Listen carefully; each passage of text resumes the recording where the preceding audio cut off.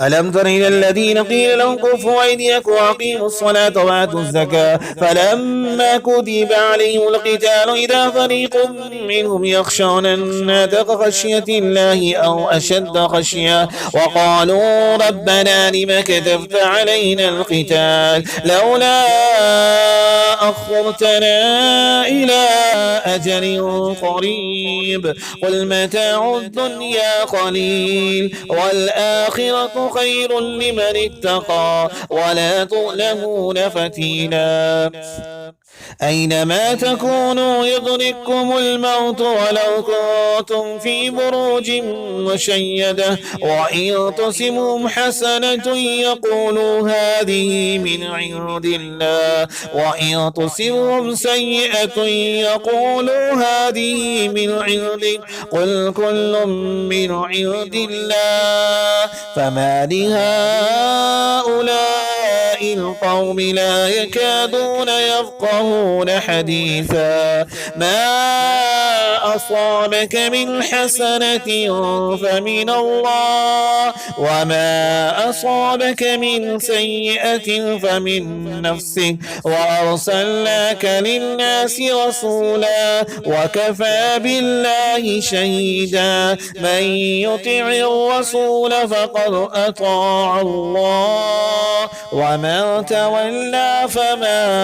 أرسلناك عليهم حفيظا ويقولون طاعة فإذا برزوا من عندك بيت طائفة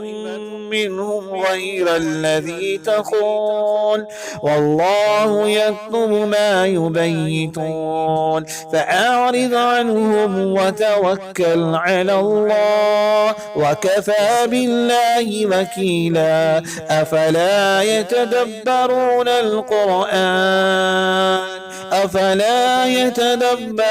القرآن ولو كان من عند غير الله لوجدوا فيه اختلافا كثيرا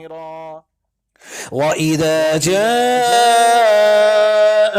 أمر من الأمن أو الخوف أذاعوا به ولو ردوه إلى الرسول وإلى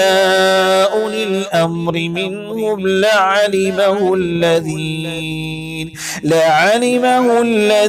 دونه منهم ولولا فضل الله عليكم ورحمته لاتبعتم الشيطان إلا قليلا فقاتل في سبيل الله لا تكلف إلا نفسك وحرض المؤمنين عسى الله أن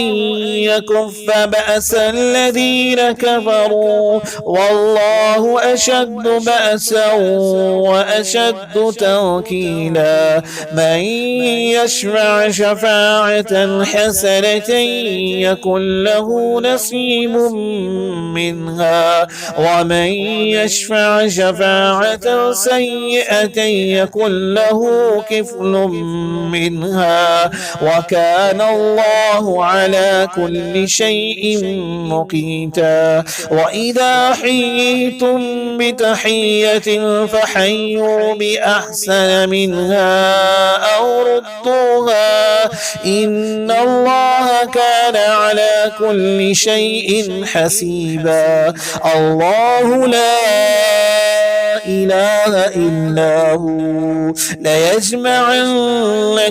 إلى يوم القيامة لا ريب فيه ومن أصدق من الله حديثا.